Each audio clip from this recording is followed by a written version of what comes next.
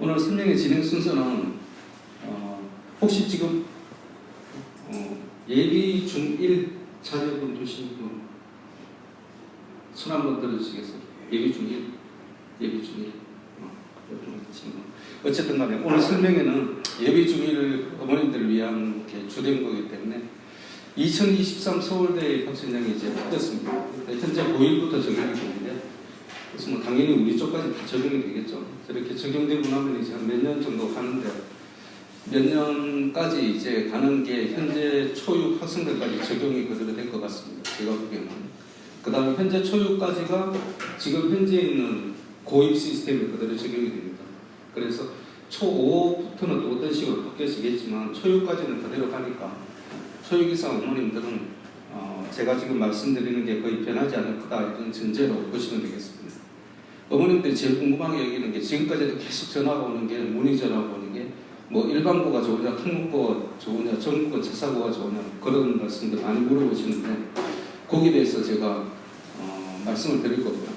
그다음 코로나 시대에 어떻게 해서 살아남을 수 있을까 거기에 대해서도 말씀드리겠습니다.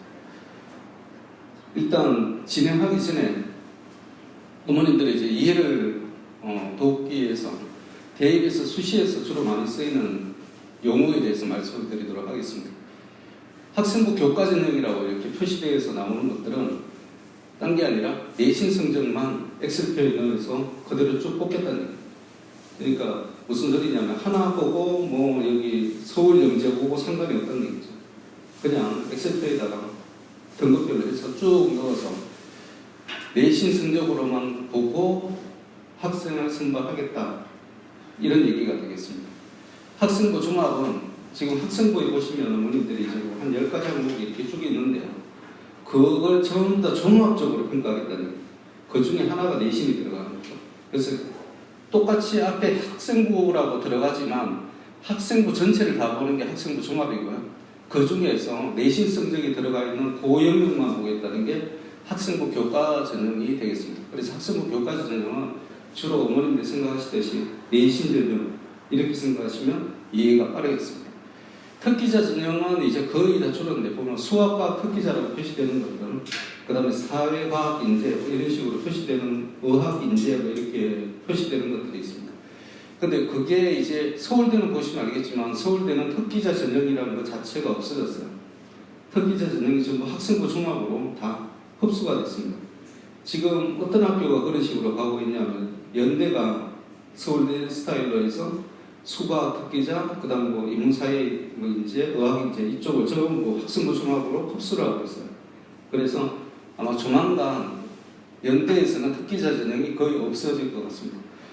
지금 기준으로 하면 중3 학생들, 현재 중3 학생들 대학 입시 치를 때쯤이면 아마 제가 보기에는 거의 있으나 마나 전형이 되지 않을까. 서울대, 연고대에서는 그렇지. 서울대는 없어졌고 아마 연대고대도 그렇게 따라갈 것 같아요. 근데 연고대가 따라가면 또 필연적으로 따라가는 학교 셋이 또 있습니다. 성대스 강대, 한대 이 세 개가 또 따라가고요. 근데 거기까지만 알면 끝나는 거예요. 왜냐하면 애들이 그 밑에 대학을 안 갈 거니까. 그러니까 전형은 제가 보기에는 우리 쪽에서 보면 10개 정도만 생각하시면 될 것 같아요. 그 다음에 이제 부가적으로 나오는 전형이 의대 전형, 수의대 전형, 뭐 약대 전형, 뭐 치대 전형, 그 다음에 이제 이공계 특성화대학 뭐 이런 쪽이 있는데 이공계 특성화대학은 생각보다 좀 편합니다. 왜냐하면 10%를 제외하고 나머지 쪽은 학종으로 보기 때문에 실제는 학종 전형이라고 생각하시면 뭐 거의 뭐 오차가 없습니다. 그 다음 논술 전형이 있는데요. 강남 목동 어머님들이 제일 좋아하고 학생들이 제일 환호하는 전형이 논술 전형입니다. 이 논술 전형을 왜 좋아할 수밖에 없냐면 예를 들면 제가 이공계열로 진학한다고 했을 때 보통 이제 목동이나 강남의 학생들 루트가 초4나 초5부터 과고 영재고 공부를 하기 시작해요.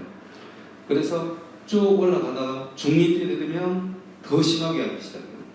그 다음부터는 이제 뭐 하이스트나 뭐 CMS에서 기타 과목을 버려라 이 얘기가 나오기 시작해요. 기타 과목에는 영어도 포함이죠. 영어까지 다 포함해서 다 버리고 뭘 하라면 수학과학을 열심히 해 이렇게 되는 거죠. 그래서 수학과학을 열심히 해서 내가 가거나 영재고를 갔으면 괜찮았는데 하다 보니까 그냥 양정은 못 가고 또 그때 되면 저쪽에 이제 뭐 양천이나 강서나 신목이나 이런 쪽 학교를 가게 되겠죠. 일반고를 가게 되죠. 근데 일반고를 가게 됐더니 이게 수학과학만 열심히 했더니 생각보다 국어 영어가 조금 어려워요. 생각보다. 그래서 거기에 대한 등급이 좀 잘 안 나오고요. 사회도 어차피 내신 반영입니다. 그래서 그쪽도 같이 합산하다 보니까 전체 과목의 내신 평균이 생각보다 뒤로 많이 밀리는 거예요. 어느 정도까지 보통 밀리냐면 3에서 4 이후까지 밀리게 돼요. 그렇게 되면 학점으로는 끝났구나라는 생각을 하게 돼요. 학점으로 끝났구나라는 생각을 하는 순간에 당연히 학생부 교과는 저 멀리 가 있는 거죠. 거기 생각도 못하는 거죠. 그러면 수시에서 넣을 수 있는 전형은 유일하게 뭐냐면 논술 전형입니다. 논술 전형은 보통 이제 수능 최저 기준을 걸기도 하고 안 걸기도 하는데 그렇다 하더라도 서울시내 학생들은 논술 전형이 이제 수능 최저 기준이 굉장히 좀 널널하게 되어 있기 때문에 보통 거기에 다 합격을 해요. 이제 남은 딱 논술에서 내가 선택하는 게 수학과 그것만 선택하는 거예요. 국어 영어 쪽 시험을 안 보니까. 그래서 거기에 대해서 제일 자신 있는 학생들이 보는 게 논술 전형이에요. 그래서 양생이나 강세에서 이렇게 합격자들 이렇게 학교에서 쭉 발표하는 자료들이 있습니다. 보시면 어떤 식으로 발표를 하냐면 오늘 아침에 양정보 진학부장 선생님이 나와서 TV에서 말씀하시던데 말씀하시는 게 들어보면 3에서 4등급 사이가 연대 공대를 갔더라 이런 식으로 발표를 해요. 그건 틀림없는 사실입니다. 근데 그게 학생부 종합도 아니고 학생부 내신도 아니고 그냥 논술 전형으로 수시에서는 갔다는 얘기고 그 다음에 정시에서 수능으로 갔다는 딱 그 두 가지 경우에 밖에는 성립되지 않습니다. 근데 보통 논술 전형에 합격하는 학생들이 수능적으로 봤을 때 대부분 실패해요. 왜냐하면 제가 말씀드렸듯이 수능은 국어, 영어, 수학 그 다음에 과탐이기 때문에 이공계 학생으로 따지면 그래서 수학하고 과탐은 잘 나와주면 국어하고 영어 쪽에서 잘 안 나오는 확률이 높아요. 그래서 애들이 보통 수능에서는 실패하고 그 학생들이 보통 보면 나오는 등급이 정해져 있는데요. 보통 3에서 왔다 갔다 합니다. 수능 쪽에서 보면. 수학은 1등급 찍을 수도 있고 1, 2를 찍을 수도 있는데 나머지 쪽에서 그렇게까지 못 가요. 대체적으로. 그래서 보면 3에서 왔다 갔다 합니다. 근데 2에서 3 사이가 되면 서울시내 학교에서는 들어갈 데가 없어요. 그래서 어느 정도인지 제가 말씀을 나중에 드릴 거고요. 수능 최저 기준이 뭐냐면 제가 말씀드렸듯이 학생부 교과나 학생부 종합하고 내신 기준으로 해서 많이 보게 되는데요. 근데 내신으로만 보게 되니까 학교별에 대한 차이가 없어진다고 제가 말씀드렸죠.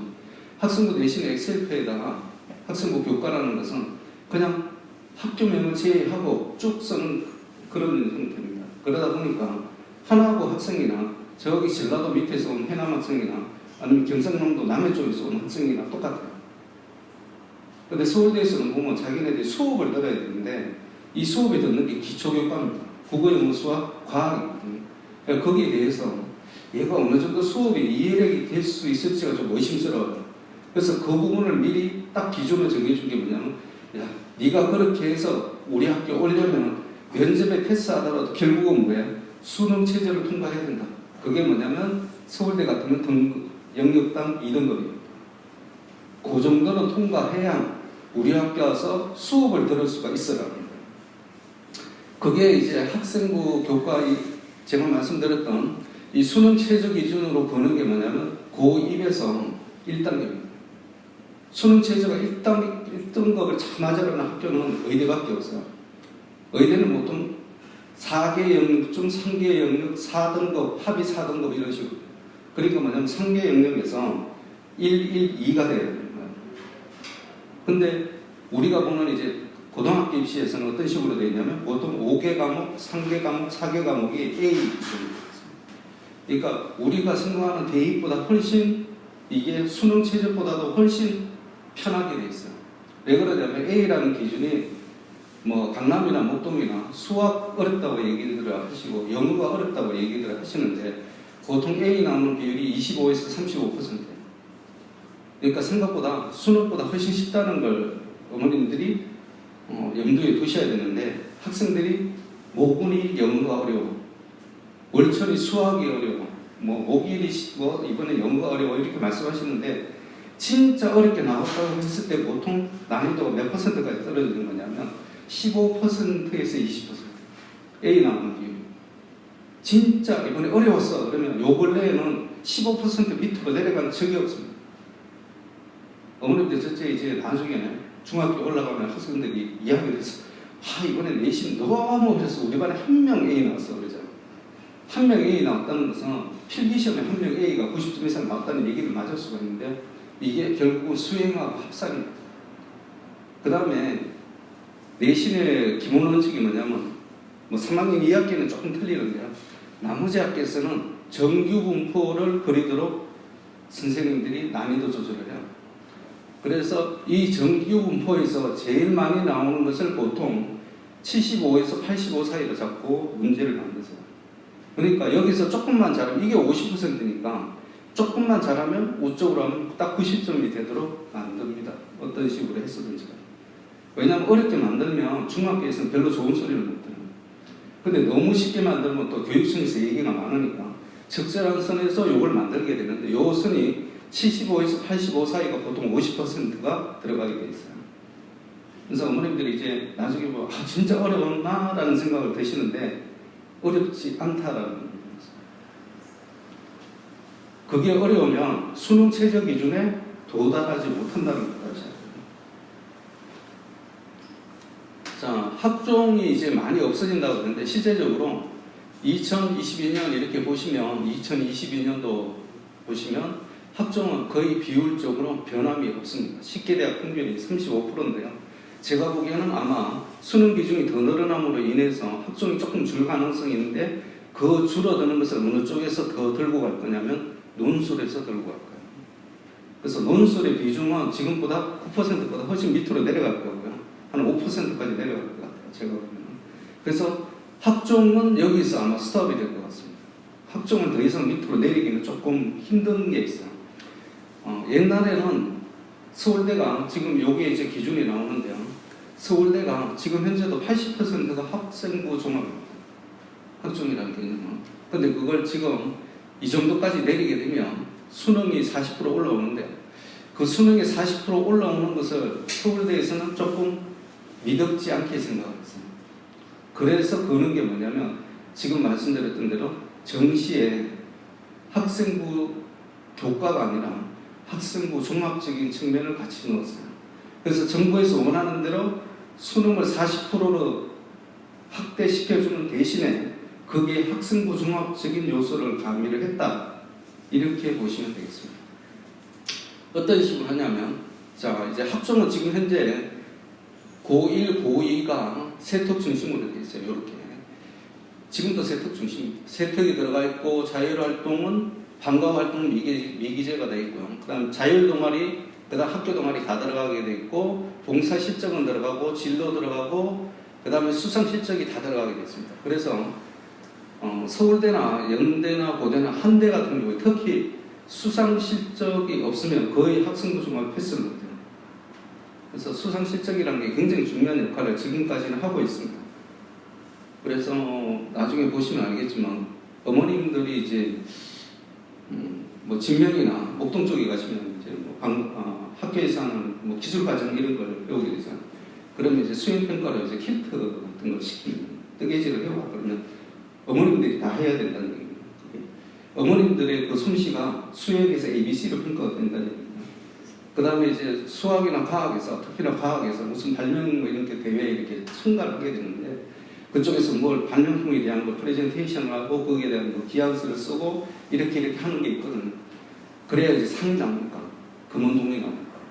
그래서 거기에 대한 것은 우리 아빠의 지식과 노력이 합산된 결과다 이렇게 보시면 제 후배 하나가 뭐 요 근처에 이제 아들내미가 고등학교 다니는데 뭐 수학과학 창이 발명되어 있는 거 있어요. 근데 그거 굉장히 중요한 역할을 합니다. 그래서 그거 참가를 하게 돼서 얘가 퇴근해가지고 새벽 1시까지 술도 안 먹고 돌아와서 몇 날 며칠을 끙끙대면서 PPT를 작성했어요. 이거 어떤 식으로 하고 그래서 받은 상이 뭐냐면 동상을 받았어요. 우리 후배의 실력이 동상이라는 거예요. 고등학교 1학년 올라가면. 그래서 내가 학원을 보내지 왜 생고생을 하면서 그럼 맨날 며칠 그런 식으로 했냐고 했더니 요즘 애들 너무 수준이 높아요. 내가 베스트를 다 해서 내가 지식을 이공계 나왔으니까 지식을 다 짜냈는데 회사에서도 나 잘한다고 좀 칭찬받는데 아니 어떻게 고등학교에서 내가 동상밖에 안 나와 그러는 거예요. 그러니까 이제 뭐 언론에서 떠드는 뭐 사교육체 가서 뭐 그걸 받았네. 저도 의심이 되더라고요.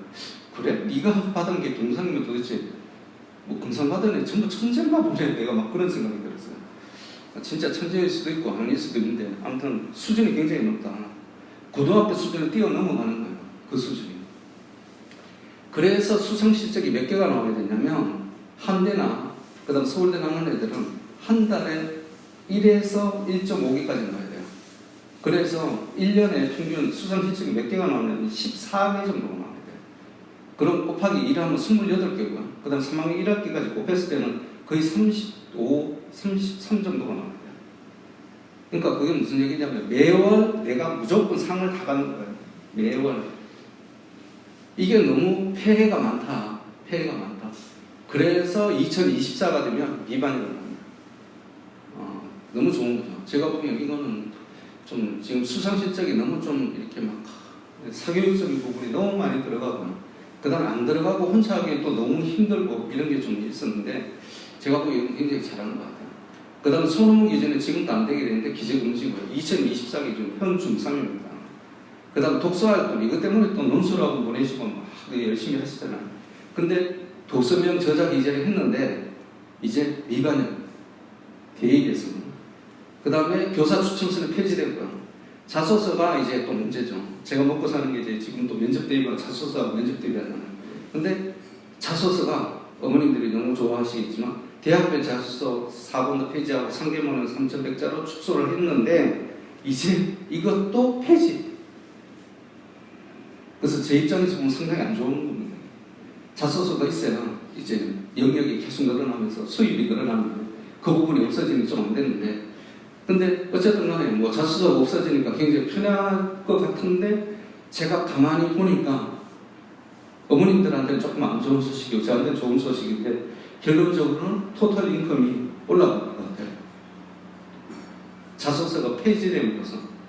그래서 결론적으로는 내 수입 전세는 이상이 없구나 분석을 해본 결과 그런 결론이 나왔습니다. 왜 그러냐면 지금 현재로는 두 가지가 있어요. 학종에서는 자소서 베이스 면접을 합니다. 자소서에서 나온 써인 기재 내용을 기반으로 해서 학종에서는 대체적으로 그걸 갖고 물어요. 그래서 자소서를 이렇게 잘 써서 하면 실제적으로는 뭐 다른 영역에서 거의 점수가 다 나와 있는 상태이기 때문에 이 자소서로 인해서 크게 사실은 영향을 받지 않는 거죠. 실제로. 근데 이제 자소서가 없어졌어요. 그럼 자소서가 없어지면 어떻게 되냐면 지금 현재 면접을 두 가지 유형을 보는데 하나는 제시문을 주고 보는 공통문학 면접, 심층 면접이라고. 그 다음 두 번째는 자소서 기반으로 하는 개별문학 면접이 되는데 이 개별문학 면접이 거의 없어진다는 얘기거든요. 그러면 제일 어렵다고 얘기하는 구술, 논술, 심층 면접이에요. 이게 대부분을 차지하기 때문에 면접 비중이 이렇게 늘어나면서 앞으로는 무조건 학원으로 달려오지 않을 수 없는 구조가 됩니다. 지금까지는 두 개를 같이 하는데 대부분은 이제 학종에서는 자소서 기반 이쪽이 면접 비중이 높기 때문에 다른 학교에서는 1번 공통문항 이쪽에 대해서 사실 그렇게 못하지 않으면 패스되는 구조였는데 이제 이게 없어지니까 공통문항 쪽에 못하면 그냥 떨어진다. 그러니까 학종적으로 가는 학생들도 우리가 옛날에 논술 공부하듯이 다시 구술 면접을 준비를 해야 된다는 거죠. 쉽게 말씀드리면 영재고 간 학생들이 우리나라에서 제일 수학과학을 잘하는 학생들이 많습니다. 근데 그 학생들도 서울대 공대 구술 면접을 준비를 하려면 대치동을 쫓아가야 돼요. 목동에서도 잘 안 된다고 얘기해요. 그 부분이. 그래서 급한 학생은 대치동까지 가게 되는데 이제 모든 학생이 다 쫓아가야 됩니다. 서울대를 안 가더라고요. 그래서 이 부분이 꼭 좋지만은 않다는 거고요. 결론적으로는 2024년도 생기부에서는 볼 게 뭐냐면 이 보라색 부분, 세특 부분과 동아리는 왜 그러냐면 학교 동아리는 기재가 가능하게 돼 있어요. 자율 동아리는 못 쓰게 되는데 그리고 행특은 그냥 살아있다는 거. 이 세 개만 실질적으로 반영이 됩니다.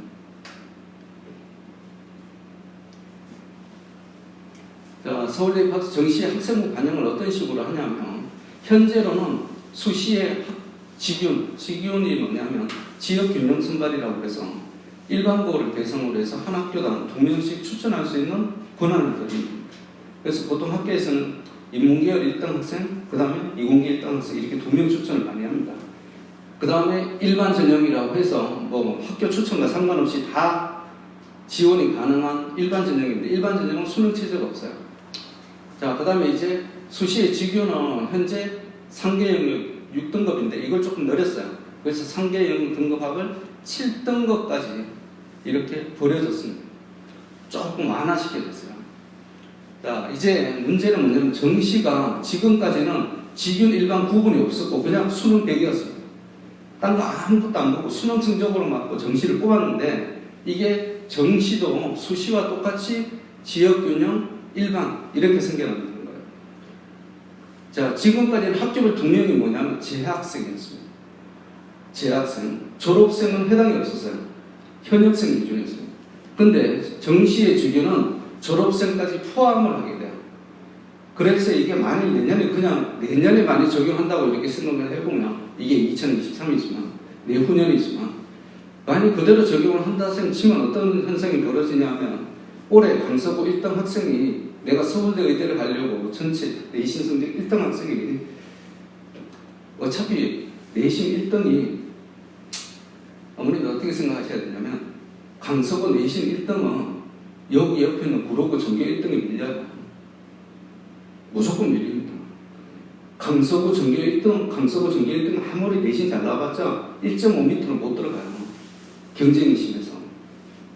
구로구나 영등포구 가야 비로소 1.3, 1.2 이렇게 나오는 거예요. 그러니까 걔들하고 내신 경쟁 아무리 벌여봤자 다 떨어집니다. 그러니까 당연히 학교별 추천은 서울공대를 갔지만 걔들하고 보니까 직윤에서는 떨어져. 그러니까 어디로 갔겠어요? 일반으로 갔겠죠. 당연히. 근데 일반으로 가니까 학종에 대한 게 제대로 안 돼 있었어. 그러니까 당연히 또 떨어졌겠죠. 그래서 보통 어디를 노리냐면 그냥 서울대는 제가 말한 논술이 없다고 그랬어요. 근데 얘가 뭐 강서에서 한 10등 정도 들어가 내신 기준으로 해서 그럼 서울대를 노리지 절대 뭐 다른 학교를 노리진 않아요. 그러니까 연대 논술 지정 쓰지도 않습니다. 자, 그렇게 해서 정시로 이제 수능을 서울대를 했는데 여의치 못하게 한 문제 차이로 떨어진 거예요. 만일에. 그러면 자, 이제 다음 해가 됐을 때 이 학생은 자기가 작년에 틀림없이 1등이었는데 이제 졸업생이 되고 나니 수시에서 직윤으로 추천을 못 받죠. 왜냐하면 고3 현역생만 받으니까 자기 밑에 후배가 받게 되는 거예요. 자기는 상관이 없는 거예요. 자기는 이제 그냥 수능만 하면 되겠구나 생각을 했더니 의외로 정시에도 직윤이 생겼어요. 근데 올해 현역생 1등은 벌써 여기서 추천을 받은 거예요.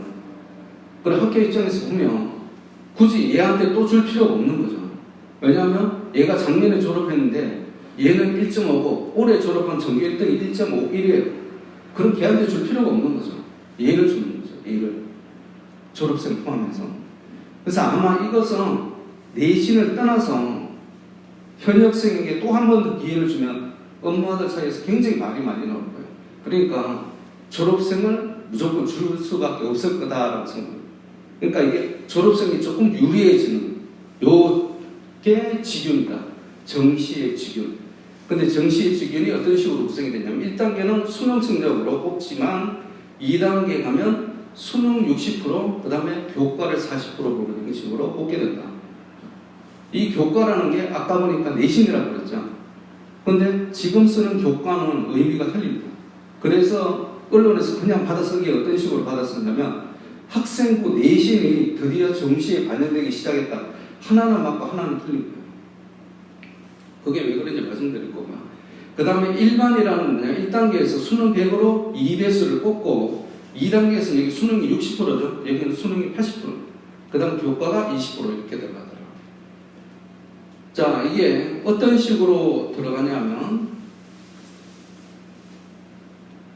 A 등급 판정이 제가 말씀 학생부 교과라는 게 이렇게 된다는 거예요. 이렇게. 학생부 교과가 뭐라고? 언론에서는 마치 내신만 100% 들어가는 것처럼 표현을 했지만 실제로는 이 3개 영역을 서울대에서는 발표 자료에서 그냥 학생부 교과라고 말을 썼어요. 어떤 식으로 평가를 하냐면 첫 번째는 과목 이수 내용이고요. 두 번째가 교과 성취도라는 게 내신입니다. 이게 내신입니다. 그 다음에 세부 능력 특기상 요 세 개를 합해서 정성적인 평가를 한다 이렇게 되어 있습니다.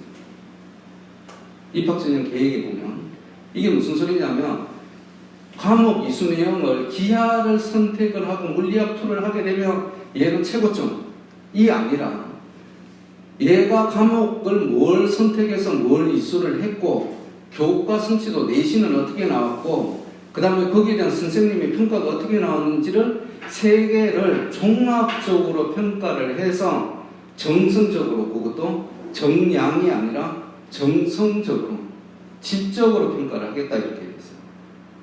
그러니까 언론에서는 지금 뭐 정부의 구미에 맞게 그걸 학생부에서 내신만 반영되느냐 막 썼는데 사실은 요 세 개를 종합적으로 본다는 의미이기 때문에 실제적인 의미는 뭐냐면 학생부 종합이 들어간다 이렇게 보는 게 맞아요. 근데 지금 현재 뭐 조국 때문에 여론이 안 좋은데 거기다 대고 또다시 정시에 학종이 들어간다 이렇게 되면 더 난리가 났겠죠. 그러니까 어떻게 해야 돼요? 자, 그래서 제가 보면 서울대에서도 의미를 그 의미가 왜곡될 수 있다는 걸 틀림없이 알았을 때에도 불구하고 거기다가 학생부 교과라고 이름을 붙였어요. 왜? 우리가 전부 교과라고 내신을 알고 있으니까. 그래서 언론에서는 당연히 이게 비중이 무조건 크구나 이렇게 했는데 실제 학교에서 나온 기본 계획 자료를 유심히 보면 세 개를 종합적으로 평가한다고 해요. 그걸 어떤 식으로 표현하면 자, 이수 과목과 과목 내신과 세터 요 세 개고요. 그 다음에 이걸 판정관 2명이서 이제 조합을 하는 거예요. 2명이서 조합을 합니다. 그러니까 조합의 경우의 수가 5가지가 나오기 시작해요. 2명이니까 3명이 되면 굉장히 복잡하겠죠. 이것보다 뭐 AAB가 나올 수 있고 AAA가 나올 수 있고 이렇지만 2명이니까 간단합니다. 자, 한 명 판정관이 이 학생은 A로 주고 한 명이 또 A로 주면 AA가 되겠죠. 그러면 지결에서는 이게 총합이 10점이 되고요. 일반적으로 보면 이게 5점이 됩니다. 그래서 지금 AB가 되면 8점, 4점, BB, BC, 최저점은 CC, 제로로 가는 겁니다. 그 다음 보통의 지원 가능은 이 정도에서 될 겁니다. BB가 나오는 평균점. 왜냐하면 서울대는 전부 학생들 수준이 다 올라가 있기 때문에 이 정도까지 떨어지는 애들이 지원을 하지 않을 거다. 지원을 하지 않을 거다. 이렇게 보면 실제적으로 정시 등급 격차는 정시 주교는 2에서 4점까지 나오고 정시 일반은 1, 2점 정도 나올 수가 있다는 거죠.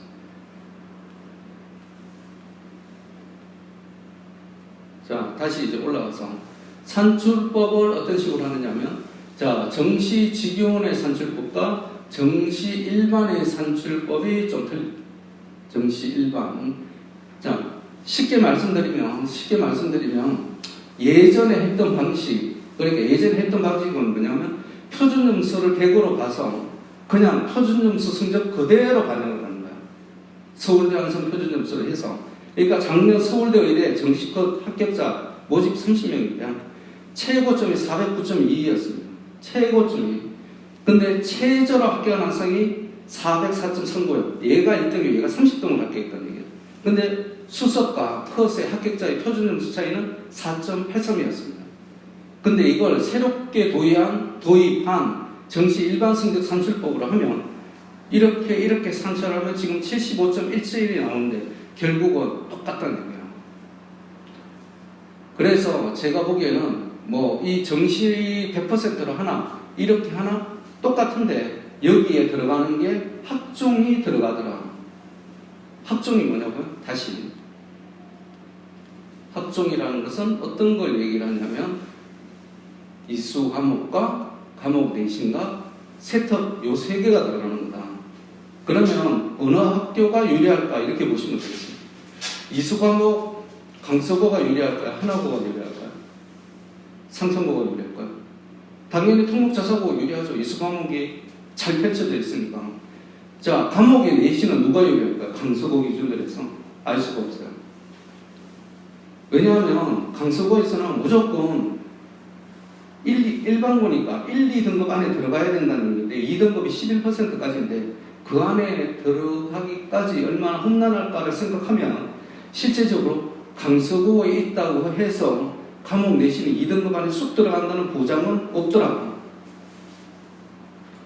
제가 말씀드리는 거냐, 하나고 3등급과 강서구 3등급을 같이 말씀드리는 거예요.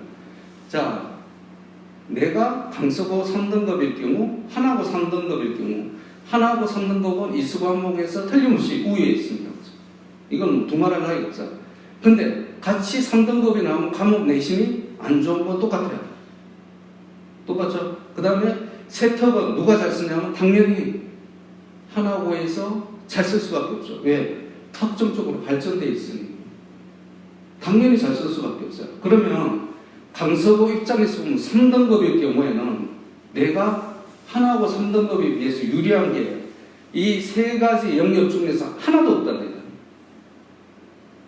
그럼 강서구가 내가 다니는 게 강서구인데 강서구에서 유리하게 받으려면 어떻게 해야 되냐면 무조건 과목 내신이 2등급 안에 들어가야 내가 하나고나 상상고나 다른 학생에 비해서 유리하다고 비로소 얘기할 수 있는 거예요.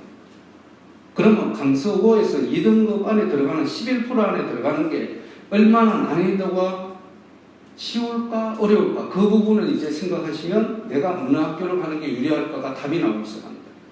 어쨌든 간에 강서구가 유리한 것은 비교 상대적으로 봐서 특목자사고에 봐서 유리한 것은 오로지 과목 내신 하나, 과목 내신 하나인데 그 내신이 유리하다는 것도 기준이 2등급 안에 들어가야 비로소 유리하다는 얘기예요. 하나고 2등급 같이 만약 서울대를 지원했다면 걔는 무조건 떨어지는 구조예요. 이제 앞으로 어떻게 되냐면 똑같은 2등급이 만약 하나고는 특징이 의대를 안 가요. 강서구는 의대를 갑니다. 그래서 강서구로 의대 가는 애들이 제일 내신이 좋아요. 걔네들 때문에 공대 가는 애는 뒤로 밀려요. 그럼 걔네들이 같이 2.5등급이 강서구에서 서울공대를 지원하고 그 다음에 정시로 그 다음에 하나고 애들이 아니면 상상고나 하늘고 애들이 만약 3등급짜리가 지원했다고 가정을 해봤을 때는 확실히 상상고의 정시가 상상고나 하늘고나 하나고 쪽이 더 유리하게 되는 거예요. 부모님들이 이 의미를 잘 아셔야 됩니다. 지금까지는 정시에 다른 요소가 전혀 들어가지 않았어요. 내가 강서에서 5등급을 해도 상관이 없고 9등급을 해도 상관이 없어요. 그냥 정시에서 수능 성적만 촥 나오면 끝나버리는 거예요. 그래서 서울공대고 서울의대가 다 들어갈 수 있어요. 근데 이제는 뭐가 들어간다고요? 학생부 종합이 들어가는 거예요. 일반고는 학생부 종합이 약해요. 어디서? 이 두 개의 영역에서 약한 거예요. 근데 서울대는 최고의 학교예요. 두말할 여지 없이. 상상고에서 제일 밑에 있는 애들이 잘 지원하지 않아요. 수능도 그렇게 안 나올 거고. 근데 이걸 만약 같이 도입을 하기 시작하면 상상고에서 보통 서울대 가는 그룹들이 4등급인데 4등급 수능으로 따지면 걔들이 수능 성적이 잘 나오거든요. 5등급 위로는 수능도 잘 안 나오는 것 같아요. 근데 4등급까지는 수능도 잘 나와요. 예전에 4등급짜리가 수능 만점 맞았어요. 그러니까 4등급 있으면 수능도 잘 나온다는 얘기인데 걔들이 많이 정시로 같이 넣었을 때는 걔들이 강서구 어중간하게 2에서 3 사이에 있는 애들 다 물리치고 걔가 그냥 됩니다. 똑같은 수능 성적을 받았는데도 불구하고 이 등식이 언제까지 성립이 되냐면 제가 말씀드렸던 이 등식이 언제까지 성립되냐면 현 초6까지는 왜? 현 초6까지가 특목자사고가 살아있는 거예요. 그러니까 지금 현 초6까지는 입시 전략을 고등학교 지금 이제 제가 제일 뒤에 부분을 미리 땡겨서 말씀드리는 거예요. 무조건 들어가야 됩니다. 지금까지는 일반고를 들어가는 장점이 뭐냐면 뭐 정시로 갈 수 있잖아요. 이 얘기를 했거든요. 근데 정시로 갈 수 있는 게 왜? 뭐 바로 옆에 학원도 있고 그 다음에 뭐 학교에서 뭐 그런 것도 해주고 어쩌고저쩌고 그랬는데 이제 학교에서 이런 걸 안 해주는 학교를 가면 정시도 불리하게 됩니다. 그래서 이제 정시 쪽으로 가든 수시 쪽으로 가든 선택지가 노 초이스예요. 일반고 쪽에 노 초이스입니다. 묻혀 있어. 갈 여지가 없어졌어요. 어느 쪽이냐면 목동과 강남 쪽에서는 갈 여지가 없어졌어요. 다른 쪽은 괜찮아요. 왜? 내신이 월등하게 쉬울 수 있으니까. 우리 쪽 옆에 쪽만 이렇게 금천구나 구로구를 가도 여기서 내신 한 3등급, 4등급 사이 나오는 애들이 전부 1, 2등급 들어갈 수 있을 거예요. 제가 보기에는. 그쪽은 가는 게 괜찮지만 여기 목동이나 강남 쪽에 내신 경쟁이 심한 일반고에 오는 메리트가 이제 하나도 없어진다. 그러면 내가 굳이 그래도 목동 쪽에 있겠다면 고등학교를 어떤 쪽으로 가야 되냐면 무조건 그래도 내신이 쉬운 학교로 가야 돼요. 내가 서울대를 바란다면 서울대를 이거는 뭐 답이 필요 없을 거고 제가 이제 실정적으로 말씀을 드리겠습니다. 교육과정 편성은 어떤 식으로 되냐 강서고 제일 많이 생각하시는데 자 교육과정 편성이 이거 보시면 자 교과 이수 기준 1, 2가 있는데요. 수학 일반 선택은 수원, 수투, 확률 통계 미적 진로 선택은 기하, 경제수업, 수학까지 탐구 실용 수업 과학, 물화성지 2 과목 이걸 미리 말씀드리고 시작하겠습니다. 일반고, 강서고, 기하까지 되어 있어요. 대부분의 일반고 그 다음 강서고도 다르지 않습니다. 근데 광역사사고인 양정고는 전문 과목으로 심화 수학이 되어 있어요. 왜 전문 과목으로 심화 수학이 되냐면 고성 진학부장이 이제 수학 담당인데 그 양반이 인천대학인가 수학과 겸임 교수예요. 그래서 수학을 잘해요. 그래서 이 과목을 전문, 그러니까 이 전문이라는 건 뭐냐면 특목고에서 개설되어 있는 과목과 같다는 얘기거든요.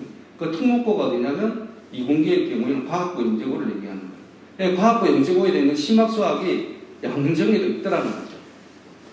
이게 아마 그 양반의 힘이 아닐까 싶은데 이걸 과목 개설하려면 그 정도의 역량이 있어야 되거든요. 자, 그런데 전국권 자사고 중에서 밑에서 스탠딩 세 번째 정도? 10대 전국권 자사라고 그러는데 제일 밑에 학교가 보통 전남 광양고를 광양제철고를 치고요. 그 다음 위에가 김천 북일 이렇게 있어요.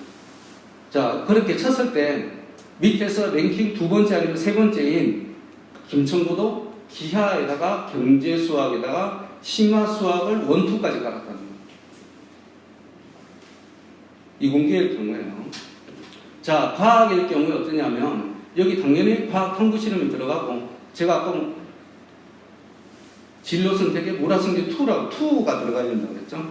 그랬더니 강서고 물화성지 2가 들어갔어요. 양정도 그 수학 선생님처럼 경륜 교수 하시는 분이 없어서 그런지 물화성지 2로 끝났어요. 근데 김천고를 갔을 때는 어떠냐면 생활과학에다가 물화성지 2가 들어가고 그 다음에 또 뭐가 들어가냐면 고급자가 붙은 게 하나씩 다 들어가는 거야. 고급 물화성지가 들어가요. 하나고는 어떠냐면 고급 여기 물화성지 돼 있죠. 여기에다가 2가 또 들어가요. 물리는 어떻게 되냐고 물리는 3까지 있어요. 그게 하나고와 강서고의 차이예요. 그래서 학종에서는 강서고하고 하나고하고는 구분과 이게 아예 비교 대상이 불가해요. 하나고하고 그래도 견줄 수 있는 학교가 어디냐면 과학고 영재고 쪽이고 같은 전국권 자사고 쪽에 뭐 하늘고나 외대고고 그 정도 수준이에요. 이 학교하고 하나고하고는 비교를 못합니다. 김천고 정도하고는 비교할 수 있겠죠. 그 다음 사회에서는 강서고 쪽이나 다른 일반고에서는 아예 특색 과목이 없어요. 특색 과목 자체가 없어요. 그냥 일반적인 과목만 나열되어 있어요. 여기서는 어떻게 되면 진로 과목으로 양정이 좀 낮다는 걸 그래도 아셔야 돼요. 예행지리, 고전윤리, 사회문제, 탐구. 탐구라는 게 왜 중요하냐면 탐구가 들어가면 보고서에 대한 걸 세특에다 쓸 수가 있어요. 왜냐하면 탐구라는 게 보고서 제출하는 걸 기본으로 생각합니다. 그래서 세특이 쓸 게 많은 거예요. 이런 과목이 들어가면. 여기도 예행지리, 사회문제, 탐구가 들어갔어요. 그 다음에 인문계열 진학하는 학생들은 생활교양 쪽이 이게 많아야 돼요. 그래서 전공윤계 할 수 있는 과목을 찾아야 되는 거거든요. 근데 이쪽은 전공윤계 할 수 있는 게 별로 없어요. 1호 중국어 원투 논리학 논술 준비학이고 여기도 중국어 일본어 불어 한문 투 그 다음 공학 일반 여기까지 거치는데 얘는 고전윤리에다가 1호 투에다가 중국어 투에다가 1호 독해 중국어 독해 투 그 다음에 논술 철학 교육학 심리학 정보학 논리학 환경까지 있다. 그래서 학생부 종합으로 갔을 때 전국권 자사고가 유리하다는 얘기가 나옵니다. 왜? 거기에 내 전공에 맞는 과목을 택할 수 있으니까. 여기는 택할 수 있는 게 별로 없어요.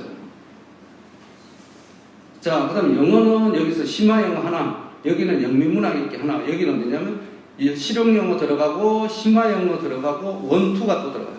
그 다음에 심화영어 독해가 또 원투가 들어갑니다.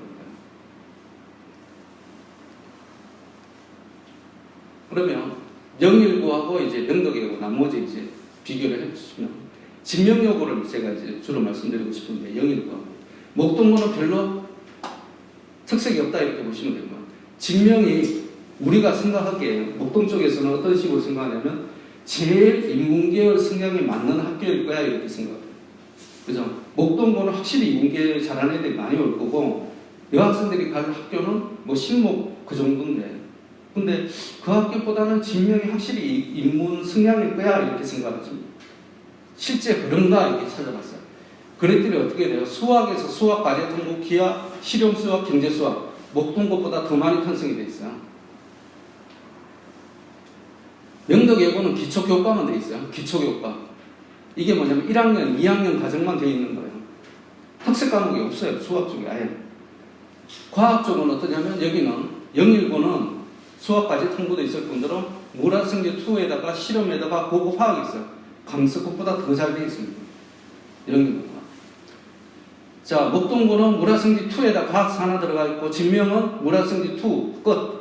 명덕예고는 더 끝인 게 뭐냐면 통합과 과학 탐구 실험 들어가고 2학년 때 화원, 생원 2개 중에 하나 택이라면 끝단.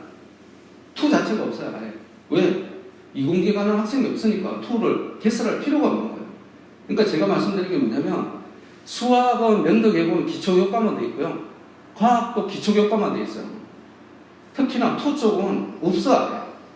그러니까 내가 명덕예고를 통해서 이공계를 가려는 생각을 아예 버리셔야 되니까. 아예 가지를 마세요. 갈 수도 없고. 그러니까 절대 가면 안 되는 것 같아요. 자, 여기 영일고 사회문제 탐구, 사회과제연구 이런 게 있잖아요. 그럼 진명이 사실은 이 정도가 편성이 돼 있어야 돼요. 인문사회계가 특화됐다고 자기 자신이 생각한다면. 근데 하나도 없죠. 하나도 없어요. 그 다음 생활교양, 여기도 보면 도곡권 문화, 일어문화, 그 다음 중국문화 이렇게 돼 있는데 교양도 사회적 경제라는까지 있는데 진명은 미술감상과 비평 딱 하나 있어요. 자, 명덕예고도 실용경제, 논술, 철학, 정보, 한문 중 택이라고 되어 있어요. 영어는 심화영어, 원투, 영어권 문화 이렇게 되어 있는데 진명은 영어권 문화 딱 하나 되어 있어요. 지금 이거 보시면 진명이 과연 인문계 성향의 학교라고 얘기할 수 있느냐? 진명은 특색이 없는 학교지 절대 인문계 성향의 학교가 아니라는 걸 말씀드립니다. 진명에서 보면 팔팔 뛰겠지만 뭐 뛰든지 말든지 있는 그대로 뭐 자기가 홈피에 이거 자기네들이 게시한 거거든요. 뭐 바뀔 수도 있겠지만 내후년 와 저렇게 요거도 먹는 거는 바꿔야 되겠다. 뭐 바꾸는 게 좋죠. 바꾸면 좋죠. 근데 지금까지 이런 식으로 운영이 되어 왔다는 거예요. 그러니까 진명이 목동고에서 진학 실적이 떨어질 수밖에 없는 거죠. 목동고 팀칼러를 어느 쪽으로 뿌렸어요? 수능 잘하는 애들 중심으로 확 뿌려버렸거든요. 근데 수능 잘하는 애들이 진명 또 안 가잖아요. 근데 학점으로 가려다 보니 교과목 편성이 또 잘 돼 있어야 되는데 그런 것도 없잖아요. 그러니까 진명은 어느 쪽이 다 안 좋다고 학점도 안 좋고 수능도 안 좋을 수밖에 없는 거죠. 현재 스타일로 가면 계속 이 상태에서 노무를 가능성이 높아요. 명덕예고는 보면 전공어 전문교과하고 비영과 이쪽으로 쫙 깔려 있는 거예요. 얘네들은 이걸로 먹고 사는 거거든요. 근데 이 정도를 쫓아가야 돼요. 실제로는. 영일은 쫓아가려고 노력하잖아. 도고, 중국어, 교양 이렇게 하려고 노력하잖아. 그 다음 심화영 원투도 깔잖아요. 안 깔잖아요. 깔아야 된다고요. 많이 인문사회. 근데 제가 보기에는 진명에서 왜 그걸 안 하는지 이유를 알 것 같아요. 목동 쪽의 학생들은 이공에 강한 거예요. 이공에. 이공 쪽의 학생들이 공부를 잘하는데 그쪽 학생들은 주로 어딜 가요? 외고를 빠지는 거예요. 그 다음에 한가람을 빠지는 거예요. 그래서 나머지 학생들이 대부분 이공 성향이 남아요. 그러면 이공 성향의 애들을 잡아 당겨야 되는데 근데 우리가 확 이공 칼라를 하면 누구한테 또 뒤처지냐면 목동고이 비춰지고 신목이 비춰지는 거예요. 그러니까 이러지도 못하고 저러지도 못하고 어중간한 스탠스에 그냥 말 안 하고 노코멘트로 가만히 있는 거예요. 알았어 와라 이런 식으로. 여기서 더 이상 자기의 팀 칼라를 말을 하게 되면 실제로 굉장히 곤란한 상황에 빠지게 됩니다. 얘기할 수가 없어요. 한가람은 나름대로 학종이다 얘기를 막 하잖아요. 신목은 답답할 게 없어요. 왜? 공립이잖아요. 공립은 얘기가 틀린 겁니다. 공립은 답답하지 않아요. 양정쌤들이 굉장히 점잖하잖아요. 왜? 그 재단 자체가 점잖아요. 실적에 대해서 왈가왈부 잘 하지 않아요. 그러니까 선생님들이 패시브하죠. 수동적이죠, 당연히. 그렇게 급하게 할 필요가 없어요. 근데 명덕에 보면 선생님부터 교장선생님부터 전부 다 빠닥빠닥빠닥 해요. 왜? 우리는 그렇게 하지만 먹고 살지를 못해. 애들이 지원을 해야 되는데 그것도 우수한 애들이 지원을 해야 명덕외고가 살아가는 거예요. 하나고를 갔더니 서울대를 한두 명밖에 못 보내. 우리가 왜 은평구에 있는 그 후진학교를 보내요? 여기 있는 학교 보내지. 절대 안 보내겠죠. 하나고가 살아가려면 서울대 진학 실적이 55명, 60명이 나와야 되는 거예요. 그래야 길을 쓰고 그쪽으로 가고 싶어하는 애들이 전부 최상위권 애들이 그쪽을 지원하고 자기네들은 거기서 그냥 마음대로 다 걸을 수 있는 거예요. 전국권 자사고의 기본 원칙은 뭐냐면 이 학교가 먹고 살려면 진학 실적이 나와야 되는 거예요. 근데 이쪽에 있는 일반고들은 정부에서 지원을 주잖아요. 그러니까 안 답답해요. 기본적으로. 근데 재단이 이제 거기에 대해서 신경을 많이 쓰면 움직이고. 근데 그렇게 신경을 많이 쓰는 재단이 실제적으로 많이는 없죠. 많이는 없어요. 근데 그 중에 몇몇 학교는 움직여요. 그래서 그 학교들이 보면 항상 실적이 잘 나옵니다. 세특이 중요하다고 그랬는데 세특을 어떤 식으로 써야 되냐면 이게 이제 서울대 홈페이지에 나와 있는 세특 예시인데요. 학업 역량의 종합입니다. 이게 어머님들이 바라시는 융합인데 어떤 거냐면 토론, 발표, 실험, 탐구 활동의 학업 역량을 총종합해서 기재를 해줘라. 어떤 식으로? 자, 음식을 국어2에서 사회 속의 음식, 대기업 프랜차이즈를 주제로 자료를 조사하고 음식이라는 주제를 사회적 시각에서 바라보고 자본의 문제점을 분석. 국어2에서 왜 음식의 대기업 프랜차이즈 사회 문제 분석 이게 왜 국어2 시간에 나와야 되는데 이게 왜 그러냐면 국어를 가지고 사회 문제 현상을 파악하는 사회 과목인지 경제 과목인지 모를 정도로 융합이 되어 있다는 거예요. 서울대에서 바라보는 세특은 이런 식으로 쓰는 게 최고점을 줄 수 있다고 얘기를 합니다. 그러면 명덕외고에서 어떤 식으로 하는지 제일 잘한다는 명덕외고를 한번 보도록 하겠습니다. 명덕외고 구국가요. 구국가가 뭐냐면 얘네들이 보고서를 쓴 제목이 셰익스피어 4대 비극을 통해 본 우리 문학의 4대 비극이에요. 서울대에서 원하는 것과 조금 근사하게 들어가는데 우리나라 문학의 4대 비극이 아니라 우리나라 문학과 영국의 셰익스피어의 4대 비극을 비교 분석한 거예요. 이렇게 되면 세특에 쓸 자료가 생기기 시작해요. 근데 대부분 일반고에서는 이렇게 하지 않죠. 할 필요가 없으니까.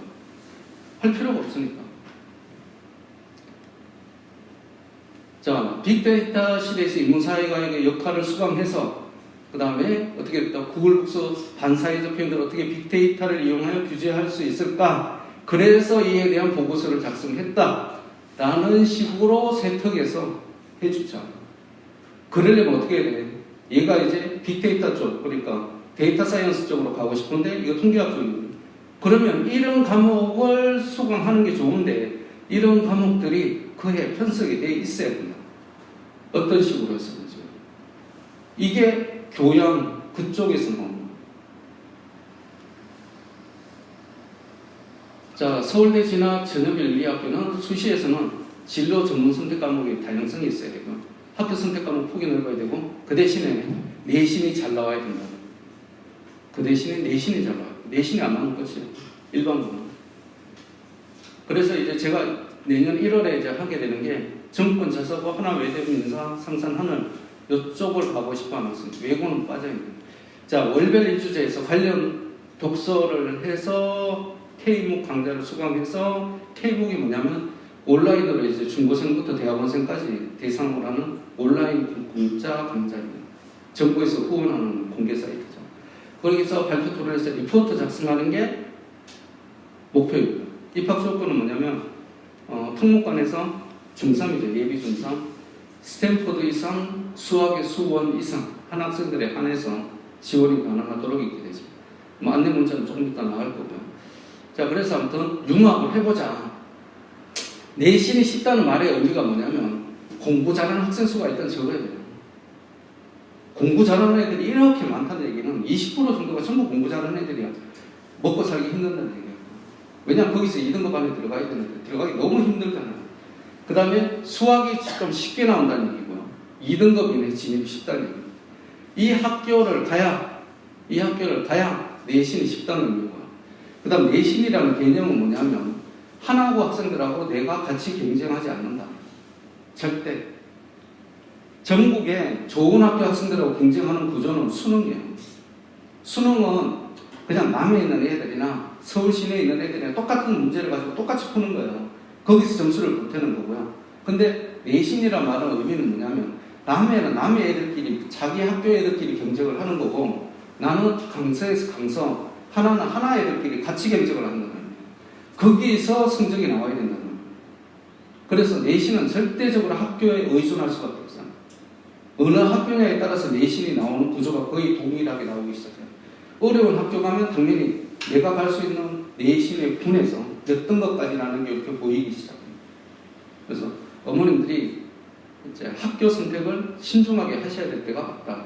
왜냐하면 일단 학교를 한번 들어가서 지금 예비 중3 학생들이 전부 이걸 기적을 꿈꾸고 있어요. 크리스마스의 기적은 아닌데 뭐냐면 내가 지금 이제 학기말 시험 다 나왔거든요.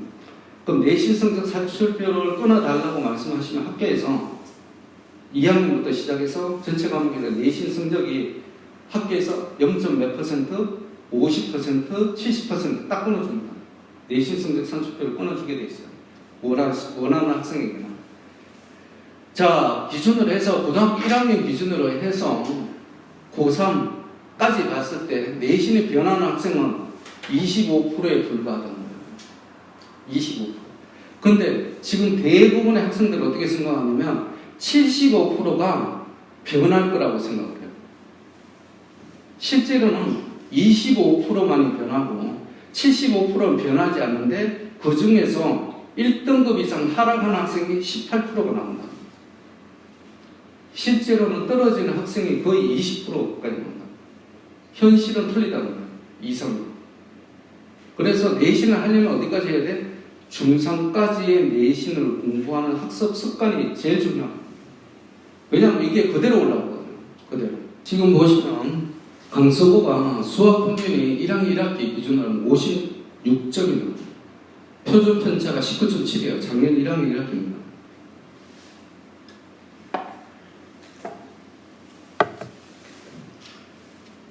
자, 저게 무슨 의미냐면 애들이 제가 말씀드리면 1등급 들어가려면 수학에서 성적이 정규 분포를 그렸다고 생각했을 때 이게 몇 점이냐면 95점 정도 나와요.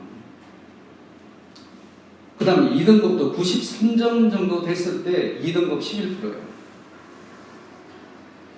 근데 평균이 56점이라는 얘기는 뭐냐면 밑에 30점대가 많다는 거죠. 난이도가 높아서 그럼에도 불구하고 수학을 잘하는 애들이 많으니까 그 중에서도 93점 이상 돼야 2등급이 들어가는 거고, 근데 일반적인 애들은 수학 좀 못하는 애들, 왜냐하면 1학년 1학기는 인문 성향과 이공 성향 애들이 다 섞여져 있어요. 그러니까 인문계 중에서 특히 수학을 못하는 애들은 30점이 나와요. 실제적으로 거의 문제 손을 못 대요. 그런데 잘하는 애들은 과거 영재고 공부를 했던 애들이나 상상고 공부를 했던 애들이나 아니면 수학에 자신이 있다고 하는 애들은 또 그 중에서 한두 문제밖에 안 틀려요. 그래서 표준 편차가 20 가까이 벌어지게 됩니다. 그런데 한가람은 수학이 83점의 평균이에요. 한가람 애들이 강석보다 훨씬 수학을 잘하네? 라는 게 아니라 그냥 비슷비슷한 애들끼리 많이 모여 있는데 수학 난이도가 쉬웠다는 거예요. 절대 한 학교가 일반고에서 엄청 어렵고 엄청 쉽게 낼 수가 없어요. 다른 학교들 다 참고를 하기 때문에. 이게 뭐냐면 나름대로 상향 평준화되어 있으니까 여기는 아예 들어가면 확 격차가 나와 있는 거고, 한가람 이렇게 오밀조밀 들어가 있는데 여기서 놀면 내신 안 나온다는 얘기예요. 자기들끼리 있는 군집 속에서는. 진명을 보면 51점이라는 얘기예요. 51점. 왜? 제가 칼라 안 바뀐다고 그러죠, 학교에서. 칼라를 안 바뀌면 이공성량으로 문제를 내게 돼요. 그랬는데 애들은 인문인 줄 알고 오잖아요. 그랬더니 문제 어렵네 이렇게 되는 거예요. 그러니까 평균이 확 떨어지게 되겠죠. 수학 쉬운 줄 알고 왜 진명이 인문계 성향이라는데 왜 문제가 어려워 이렇게 돼요. 신목고는 46점이죠. 대강, 대일, 그 다음에 덕어는 38점이에요. 38점. 상위권 학생이 서울대 가기 유리한 학교는 어디냐면 대강, 영일, 금호. 내신이 쉬운. 그 다음에 잘하는 애들 그룹 이렇게 돼 있는데 못하는 애들 이만큼 많은 학교. 자, 보시면 정권 자사고 이거는 볼 것도 없죠. 애들 평균이 엄청 상향 평준화되어 있다는 얘기죠. 그 다음에 대원외고만 봐도 수학 평균이 90점, 명덕이 81점, 이화가 74점, 서울국제고 63점이 나오는데요. 진학 실적도 딱 요 순으로 대원이 명덕보다 한 레벨 높고 입시 실적으로 봐서 이화보다 한 레벨 높고 요즘 서울국제고하고 이화외고가 앞서가기 시작했어요. 이게 학력 수준이 애들이 서서히 이렇게 나타났다. 옛날에는 서울국제고가 명덕외고 바로 위에 있었거든요. 그때 수학 평균이 높았었어요. 근데 이만큼 떨어져요. 지금 한 2, 3년 사이 이렇게 떨어졌어요. 서울국제고가 앞으로 정시 비중이 늘어난다고 했잖아요. 앞으로도 성적이 안 나올 가능성이 높다. 그 대신 웃기는 게 뭐냐면 서울국제고는 들어가기는 무지 힘들어요. 서울국제고는 들어가는 내신 성적이 전부 5래이거든요. 대원외고하고 똑같습니다. 그 다음에 면접도 어려워요. 근데 지원하는 학생도 수준이 고만고만해요. 명덕 수준 정도 돼요. 근데 나오면 실적이 안 돼요. 왜 그러냐면 서울국제고는 공립입니다. 공립이니까 당연한 결과가 나옵니다. 공립은 선생님이 3년에서 5년 사이에 로테이션을 해요. 그렇게 학교에 예정을 부리고 있을 필요가 없어요. 내가 아무리 예정 부려봤자 뭐 교장도 3년, 5년마다 토월로 바뀌는데 뭐 학교 선생님도 그렇게 바뀌거든요. 무슨 사유가 있으면 3년 안에도 바뀌는데 예정 부리고 있을 필요가 없다. 가기 유리한 학교거든요. 북일, 김천, 명덕, 이화, 서울국제고. 그래도 자, 한양대 이제 올해 이제 입학한 학생들이에요. 내신 평균 등급을 보시면 경영학부가 1.2, 1.0, 1.0, 1.2, 1.1, 그 다음 공대로 내려가면 1.2, 1.3, 1.4, 1.2, 1.1, 1.1입니다. 1.1이에요. 이게 뭐냐면 내신으로만 뽑았을 때 내신 평균 등급이에요. 강서구에서 보통 전교 1등이 1.5 정도로 나온다고 그랬는데 여기 넣으면 다 떨어진다. 한양대를 못 간다는 거예요. 그만큼 내신이 중요한 역할을 합니다. 이 정도로 가려면 어디로 가야 돼요? 옆에 구로구, 영등포구, 강서구의 전교 1등 해야 학생부 교과로 한양대 합격 가능성이 있다. 자연계 체제가 식품영양학과 1.67입니다. 그 대신에 고대 학종의 내신 평균을 넣으면 1.1이 아니라 전부 1.7, 1점 후반대, 2점대 다 이런 식으로 되어 있어요. 그래서 전국권 자사고가 4등급에서 고대를 보낸다는 얘기가 나옵니다. 일반고에서는 절대 못 보내는 숫자죠. 일반고에서는 고대 기준이 1.7이거든요. 연대 보내는 기준이 1.5 정도 잡습니다. 보통 학종일 때 그렇습니다. 학종일 때. 그 다음에 일반고에서 한가람이나 뭐 이런 쪽이 굉장히 학종이 강해라는 쪽에서 보통 1.9에서 2.0을 잡아요. 그런데 명덕외고도 고대 쪽을 보내는 학종의 기준은 4.0입니다. 그만큼 차이가 나는 거예요, 이게 학교가. 그래서 제가 지금 계속 말씀드리는 건 뭐냐면 2024 학년도 전국권 자사고 특목고 입시가 살아있는 그날까지 보내는 게 정답입니다. 그 이후로는 전부 일반고화가 되면 그때 되면 새로운 학기를 우리가 알아봐야 되겠지만 이게 살아있는 한은 교과 과정이 너무 틀리고 학교에서 운영하는 스타일이 너무 틀리기 때문에 무조건 그쪽으로 가는 게 이익이다. 심지어 서울대에서 정시를 이제 수능 비중을 정시 비중을 23%에서 올리잖아요. 40%까지 올림에도 불구하고 이게 학종이 또 들어가기 때문에 결국은 예전하고 지금하고 틀릴 바가 없어진다. 자, 동국대 정시입니다. 정시. 지금 초육 어머님들은 뭐 동국대가 어디 있나라고 생각하실 거예요. 충무로 쪽에 있습니다. 충무로. 나중에 되시면 동국대 그러면 이제 경주 캠퍼스도 막 알게 되고 막 그래요. 경주에 있는 경주 캠퍼스. 그 다음에 여기 있는 서울 캠퍼스 두 개가 있는데 서울 캠퍼스입니다. 자, 2020학년도 근데 오늘 보시는 어머님들 굉장히 심각하죠. 보통 이렇게 심각하게 보세요. 설명해서 막 눈을 부라리면서 입술을 꽉 깨물고 계시는 것 같은데 이게 보통 이 숫자가 오면 굉장히 편하게 얘기를 하거든요. 물론 제가 이제 촬영을 하니까 뭐 일부러 조금 웃겨서 하는 건 있지만 릴렉스하게 편하게 뭐 말씀 나중에 하셔도 됩니다. 그 다음에 이제 아무튼 이과 1등급 컷 평균이 92.7이고요. 문과가 90.7입니다. 그러니까 상계 영역이나 영어 빼고 영어는 절대입니다. 그렇게 했을 때 국문학, 영문학, 미디어, 경영학, 경제학이 5개 학과의 평균이 91.4이에요. 문과 1등급 컷이 90.7이었습니다. 100분위 기준으로 해서. 이게 무슨 말씀이냐면 우리 애가 전부 1등급을 다 맞았어요. 그리고 영어는 2등급을 받았어요. 그랬을 때 갈 수 있는 대학이 어디라고요? 동국대. 만일 중경외시에 조금 인기 학과에서 내가 수능으로 들어갔다 그러면 아마 반 오리엔테이션 하거나 그 다음에 반에 처음으로 이제 과에서 만나서 자기 인사를 할 때 만일에 그 학생이 나 수능으로 들어왔어 그러면 애들이 박수 칩니다. 평균이 93점 이상이라는 거예요. 상대에 있는 얼마나 공부를 잘했다는 거예요. 중경외시에서 그렇습니다.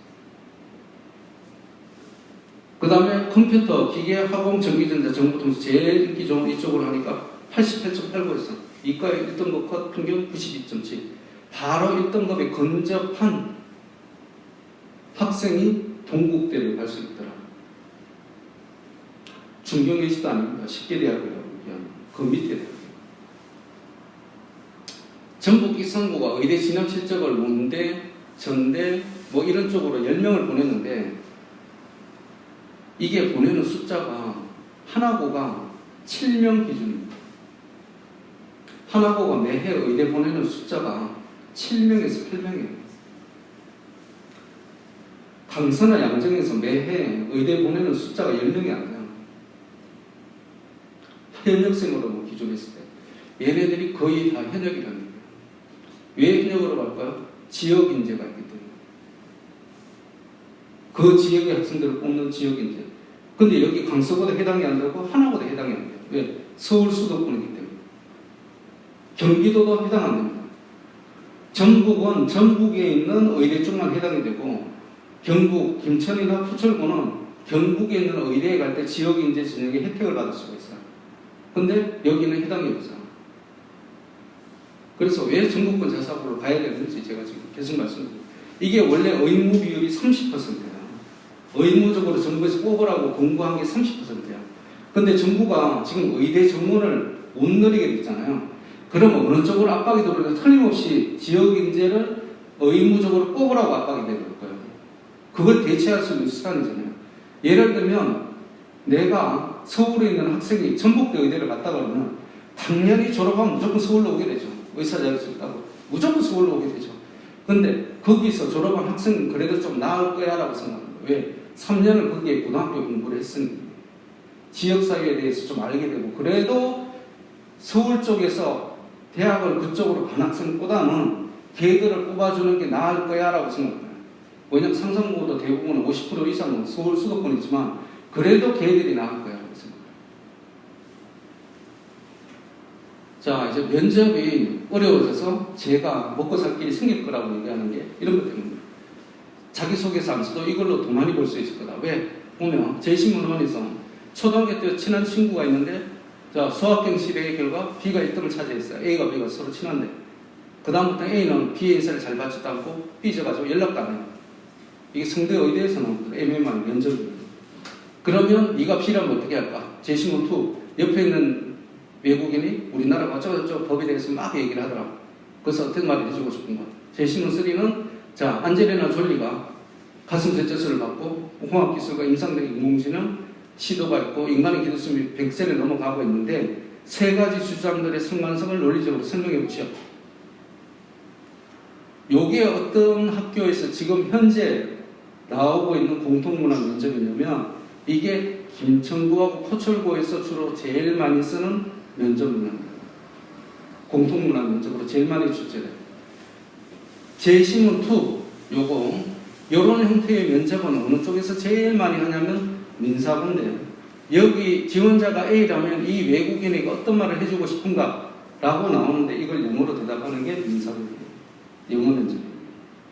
그 다음에 제신문 3 이건 주로 어느 학교에서 주로 많이 나오냐면 이게 상상고와 인천 하늘고 공통문화 면접 형태예요. 근데 이것보다 더 어렵게 나와요. 이 유형인데 제신문이 이것보다 훨씬 더 어렵습니다.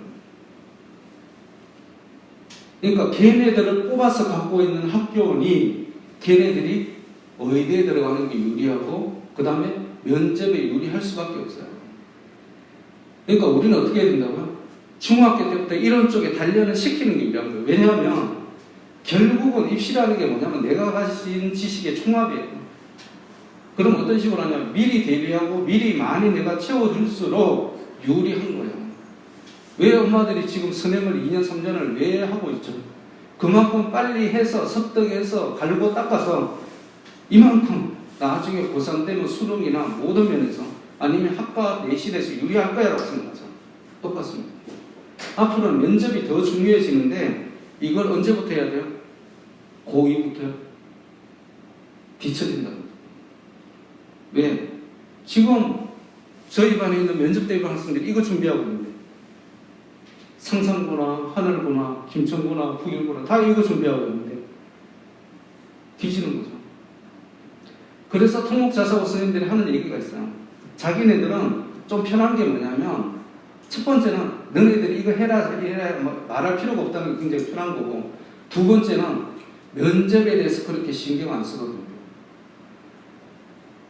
애들이 알아서 하잖아.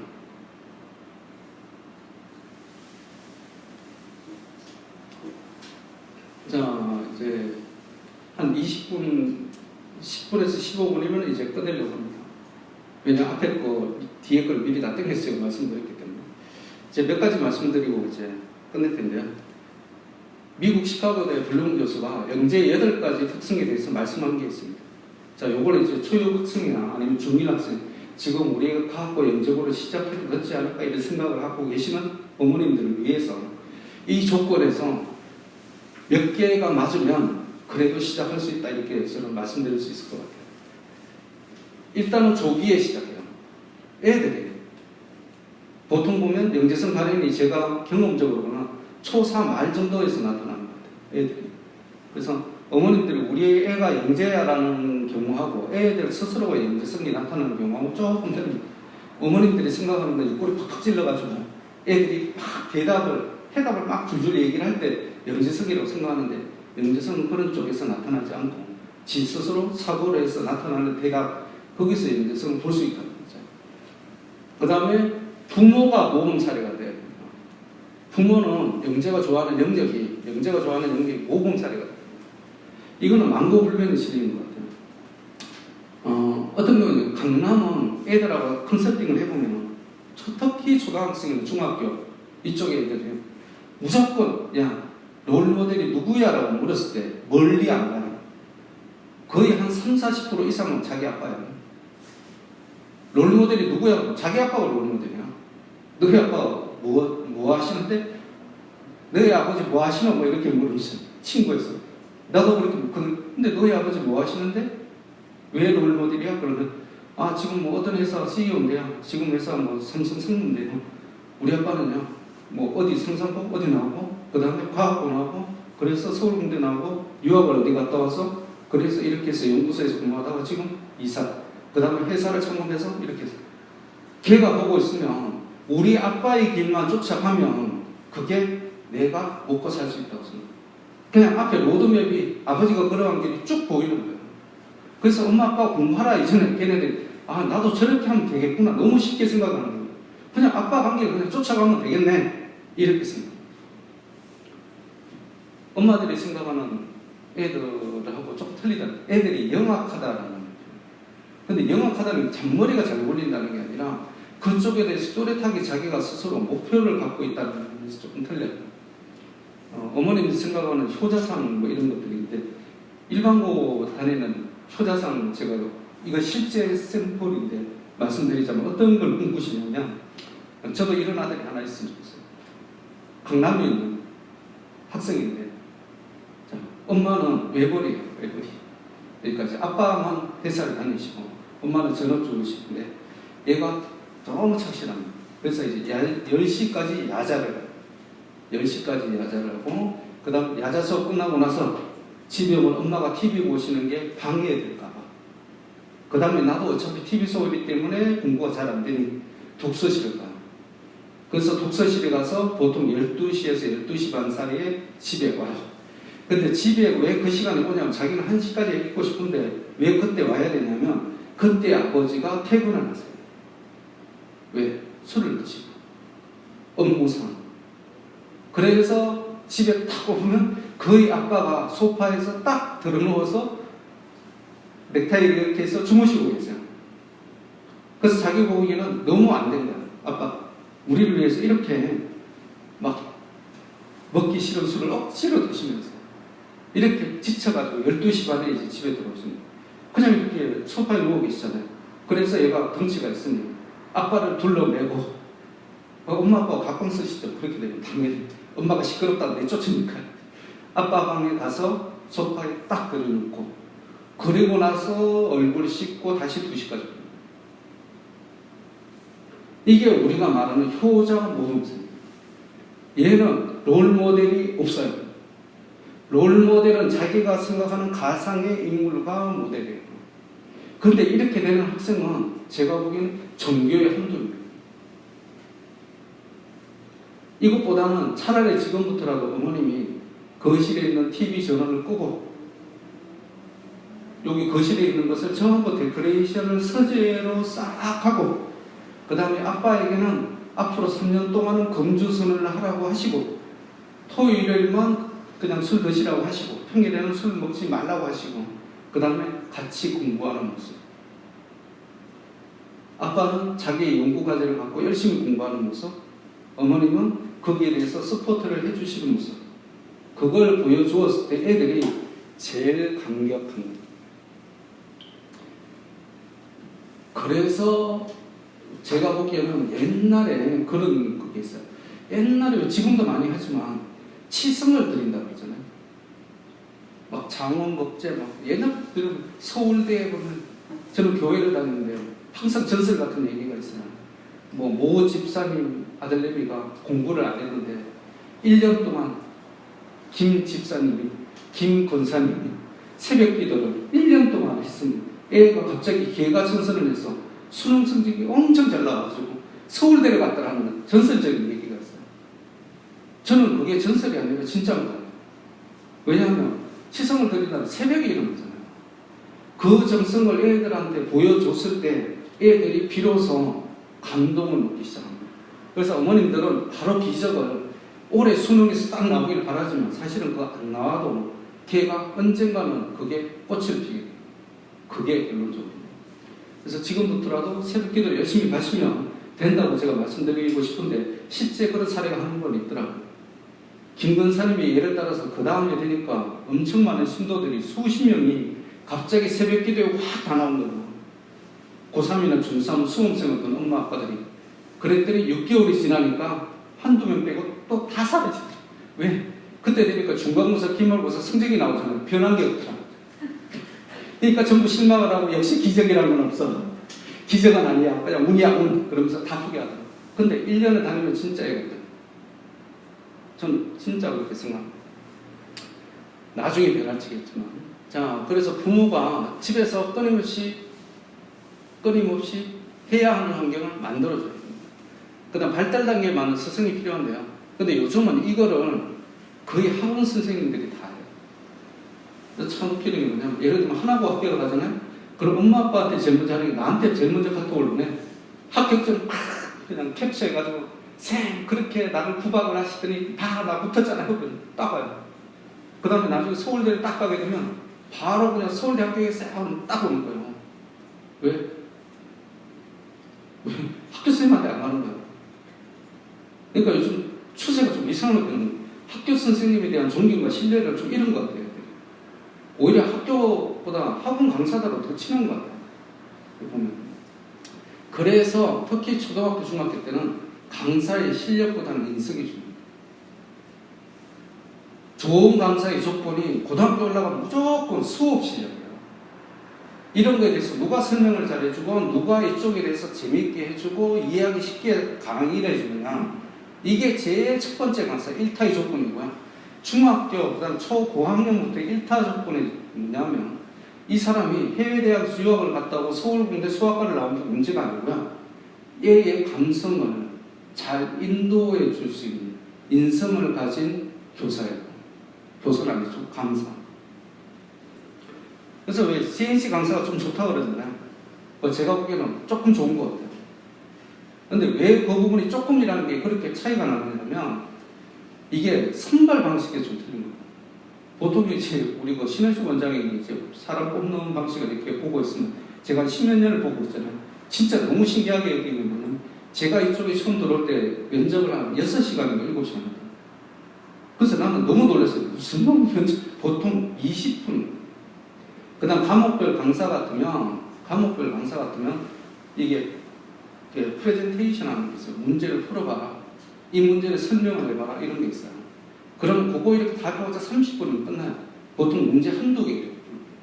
근데 과목별 강사, 영어 수학 강사가 보통 기본이 2시간에서 5시간이에요. 제가 제일 그때 많이 갔던 신기록 세웠던 영어 강사가 지금은 그분 다니시나 안 다니시나 모르겠는데 1박 2일 했던 거예요. 1박 2일이 뭐냐면 6시인가 7시에 들어왔는데 12시가 넘어갑니다. 그래서 막 나중에 저 면접할 때 보면 미주알, 구주알, 뭐 초등학교 때부터 별 시사 토론, 별 거 다 학원을 어떻게 뭐 성장을 할까요? 뭐 그거부터 시작해서 요즘 경제 상황이 어떻게 돼요? 그래서 뭐 이거 M&A를 하게 되면 어떻게 될까요? 그다음 초등학교 때 엄마 아빠가 어떠셨어요?까지. 그러고 나서 합격 안 한 날을 바로 그 자리에서 했어요. 바로 그 자리에서. 그래서 제가 보기에는 그렇게 해서 뽑아서 그런가라는 생각. 그게 지식적인 측면을 묻는 문제가 아니구나. 이게 다른 쪽을 묻는 거예요. 그러니까 CNC 강사들이 타 학원의 강사보다는 오래 있어요. 확실히. 그 다음에 조금 인성적으로 뭐 객관적인 지표로 뭐 이렇게 점수 매기듯이 하는 게 아니고, 제가 이렇게 수업하는 학생들의 반응을 보잖아요. 반응을 보고 있으면 타 학원에서 제가 이렇게 공부도 했었는데 거기보다 확실히 한 레벨이 조금 높은 것 같아요. 그래서 학원이 잘 되나 이런 생각을 해요. 똑같이 뽑는 게 어디냐면 전국권 자사고 그렇게 뽑아요. 실제적으로. 그래서 면접이 좀 까다롭습니다. 자, 자발성이 있어야 되고요. 그 다음에 수련 기간이 필요하고 뭐냐면 주당 15시간, 주당 25시간. 불능 교수는 그랬는데 제가 입시연구소에서 조사한 바에 의하면 애들이 수학, 과학, 영어 숙제하는 시간 빼고 자기 스스로 공부하는 시간이 영재고는 보통 12시간입니다. 보통 과학고 영재고 가는 애들이 12시간. 그 다음에 외국 가는 학생들은 참 묘하게도 6시간 기준. 6시간 기준. 차이가 나더라고요. 그 다음 내재적 동기. 수학과학을 잘해서 애들이 돈을 벌어야 되는데 이런 것 때문에 수학과학을 하지 않는다. 재밌어서. 근데 엄마들은 그 생각을 해요. 너 수학과학을 잘해서 의사가 돼서 우리 집에 기여를 해야지. 그동안 우리가 투자한 거 다 벌어놓고 가야지. 이 생각을 하는데 애들은 그 생각 안 하는 거죠. 애들은 그 생각 안 해요. 그래서 걔네들이 보통 영재고 과학부를 가서 과학 자체의 매력을 느끼니까 인재가 되는 거예요. 그 다음에 희생적인 후견인이 필요한데 영재는 세성사에 얻었기 때문에 챙겨줄 사람이 필요하고요. 그걸 엄마 아빠가 하시는 게 낫겠죠. 예를 들면 내가 얘를 공부를 잘 시켜서 세종과학고를 보내서 얘가 서울대 뭐 예를 들면 한참 뜨고 있는 요즘 서울대 컴퓨터공학과를 나가서 AI 전문가가 돼서 연봉을 3억씩 4억씩 구글에 가면 평균 연봉이 기본적으로 AI 기본이 3억이거든요. 딱 들어가면 3억 주거든요. 신입인데. 그러니까 3억을 받게 만들었더니 얘가 예쁜 여자를 만나서 그 다음부터 월급을 전부 며느리한테 다 주더라. 난 초사나 초부터 이렇게 투자를 많이 했던 게 하루아침에 물거품이 됐거든요. 그럼 이 경우가 안 생기려면 어떻게 해야 되죠? 내가 투자한 게 몇 억인데 그걸 이 희한한 여자애가 딱 들어와서 첫 해부터 과실을 다 따갖고 시작합니다. 연봉 3억짜리. 어떻게 해야 되죠? 최대한 결혼을 늦게 하라고 암시를 계속 거는 방법이 하나가 있고, 두 번째는 인성을 처음부터 그렇게 만드는 방법이 있어요. 근데 이제 두 번째 방법이 조금 안 좋은 게, 그렇게 인성을 계속 교육을 시키잖아요. 필연적으로 고부 간의 갈등은 생길 수밖에 없다. 필연적으로 그 부분 하셔야 되고, 그 다음에 영재라는 기준을 제가 경험적으로 보는 기준은 5가지입니다. 요거는 블룸 교수가 얘기한 거고요. 나는 요거 5가지. 어떤 거냐면 영재란, 이건 영재고 하는 학생들 기준입니다. 교과 영역 표준화된 학력시험, 그러니까 학교 내신에서 성적이 5% 이내. 더 구체적으로 말씀드리자면 월 처음부터 시작해서 여기 신서까지 해서 5개 과목 평균이 96점 이상. 그게 5%예요. 그게 5%. 1%는 몇 점이냐면 보통은 99점이에요. 거짓말에 생각되시겠지만 보통 1%는 99점입니다. 5개 과목 기준. 그 다음에 최저 기준 IQ가 130 이상. 영재고 기준이요. 과학뿐만 해도 이거하고는 또 틀려요. 그 다음에 높은 수준의 과제 집착력과 호기심, 집중력, 기억력, 창조적 사고. 그래서 제가 인터뷰를 할 때, 다중지능공사 인터뷰할 때 제일 많이 보는 건 뭐냐면 IQ 130이고 이거 수준 높은 상상력과 창의성. 초5부터 제가 이제 했고요. 영재과학관 들어온 학생들 이걸 다중지능공사 의무적으로 받게 합니다. 그래서 이걸 제일 먼저 봐요. 이걸 제일. 근데 대부분 이쪽으로 보면 나중에 이제 열심히 공부하다 보면 애가 중1이나 중2 되면 잘 안 보이더라고요. 어디가 있어? 그랬더니 뭐 CMS가 있어요. 나중에 뭐 과학고 합격을. 근데 우리 쪽에서 합격하는 학생들도 있고. 그래서 제가 결론적으로 말씀드리면 IQ하고 성적은 전혀 상관이 없다. 영재고가 아니기 때문에. 영재고가 아니기 때문이에요. 왜? 영재고는 선행에 대한 기준이 없어요. 그래서 영재고 들어간 학생들은 보통 졸업할 때까지 대학교 3학년 과정을 공부해요. 거기는 선행에 대한 규제가 없습니다. 근데 우리 쪽은 선행에 대한 규제가 있어요. 어디 범위 내에서 해라. 어디까지? 고3 범위 내에서 수능이 나옵니다. 자, LA 대학 모레야마 고박사 논문에 의하면 IQ 성적 예언도는 36%, 학습 성적 차이는 25%만 IQ로 규명을 할 수가 있어요. 나머지는 규명을 못한다는 거예요. 초5와 IQ 수학 성적이 제일 연계성이 높고요. 고1이 되면 수학 성적과 IQ는 연계성이 없어집니다. 그래서 우리 애들이 서울공대 가는 데는 IQ하고 전혀 상관이 없어요. 전혀. 뭐가 문제예요? 학습 태도. 문제가 되는 건 딱 그거 하나밖에 없어요. 학습 태도라니까요.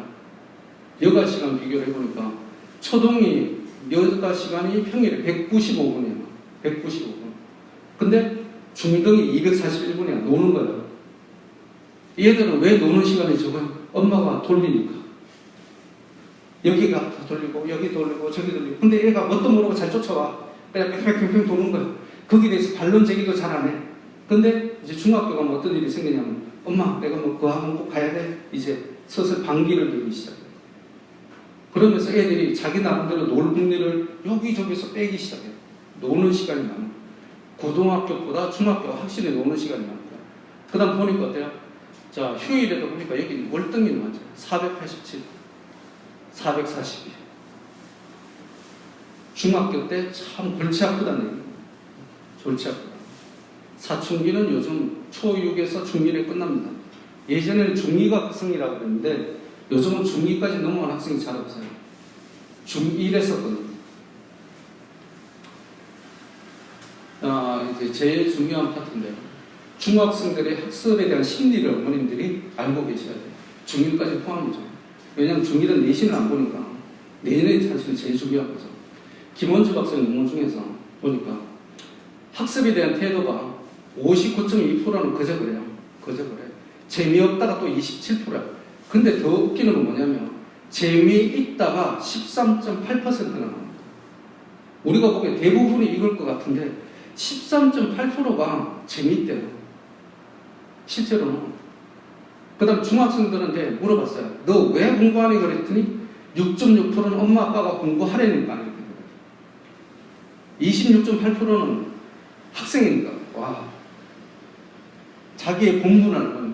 학생이라는 거지. 배울 학자에다가 날생자인데 나는 배우기 위해서 태어난 사람. 나는 공부를 해야 돼.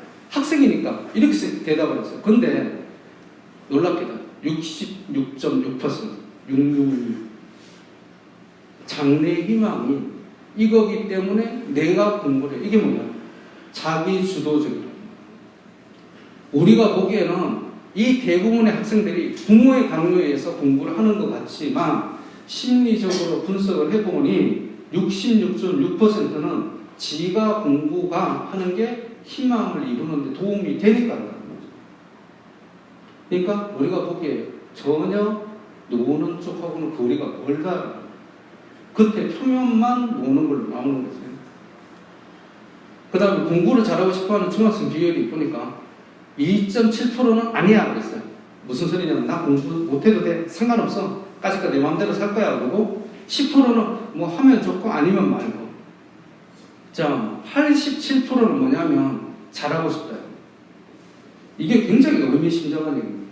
87%라는 것은 100명까지 있는데 87등까지가 공부를 잘하고 싶다예요. 나머지 13명만 포기하는 거예요. 이게 무슨 소리냐면 어머님들이 학생들의 심리를 아셔야 되는데 근데 얘가 왜 공부를 안 할까요? 그러잖아요. 공부를 안 할 수밖에 없는 환경이 있어요. 계속 결과를 요구를 할 때 되면 애들이 자기 방어 기제가 발동하기 시작해요. 애들이 제일 그렇게 무서워하는 말은 너 왜 공부를 못하니가 아니라 너 왜 그렇게 머리가 나빠라는 얘기예요. 애들이 제일 자존심 상하는 말은 네가 성적이 왜 이것밖에 안 나왔니가 아니라 너 그렇게 노력을 해도 그렇게 공부를 했는데 왜 성적이 이것밖에 안 나왔니라는 말이고 이걸 근본적으로 파고 들어가면 너는 왜 머리가 그렇게 나빠라는 거예요. 너가 왜 그렇게 머리가 나빠라는 말은 인격을 완전히 무시하는 거예요. 걔들이 느껴요. 그럼 걔들이 어떤 식으로 방어를 해야 되냐면 그러면 다시 원론적으로 가서 공부를 안 하고 점수를 안 받으면 되겠네라고 생각해요. 공부를 열심히 했는데 내가 90점을 받았더니 엄마가 야 철수는 옆에 보니까 내하고 똑같이 공부를 했는데 99점이야. 너는 왜 90점이야? 이 말을 듣느니 차라리 공부를 안 하고 89점을 받는 게 나온 거야. 그럼 엄마 입에서 어떤 얘기가 나오냐? 야, 너 공부를 안 해도 이 정도 나오는구나. 공부를 하면 더 잘 나오겠네? 앞으로는 공부 좀 해? 희망을 주고 나는 공부 안 하는 거야. 이게 제가 보기엔 IQ 120 이상일 때가 제일 많이 나타나는 거예요. 왜? 성적을 조절해요. 중학교니까. 중학교는 딱 한정된 범위에서 내신이 나오기 시작하거든요. 수행도 다 거기서 거기까지잖아요. 그러니까 애들이 정확하게 95점을 가려면 노력을 많이 해야 된다는 걸 알고 있어요. 그게 뭐라고요? 내가 말하는 11% 안에 들어가는 거고 영재성을 나타내면 5% 안에 들어가는 거거든요. 그거 하려면 엄청난 노력을 해야 되고 또 그렇게 열심히 하는 걸 엄마 아빠가 알 수밖에 없는데 좋은데 그렇게 성적이 안 나옵니다. 특히나 월초이나 모공 같은 데서 그렇게 열심히 했는데 내가 85점밖에 안 나옵니다. 그럼 스스로 내가 머리가 되게 나쁘다는 걸 인정하는 게 되는 거고 그걸 입증해 주는 결과밖에 안 나옵니다. 그럼 공부 안 하는 게 나아. 공부 안 하고 85점 맞는 게 훨씬 나은 거야. 그럼 엄마한테 내가 인정을 받을 수가 있어요. 보통 그렇게 얘기를 하시거든요. 야, 그렇게 공부하는데 우리 애는 평균이 90점 정도가 나와. 얘가 공부하면 엄청 나오겠죠? 안 나옵니다. 왜 안 나오냐고요? 습관이 안 붙어 있거든요. 계속 빠져나가는 쪽으로 머리가 발전되어 있거든요. 그러니까 얘가 이 상태로 해서 고등학교 진학하면 성적이 변동 없는 75%에 들어가요. 왜 그러냐면 고등학교 가면 다 공부를 하니까. 다 공부를 하니까 변동이 없어지는 거예요.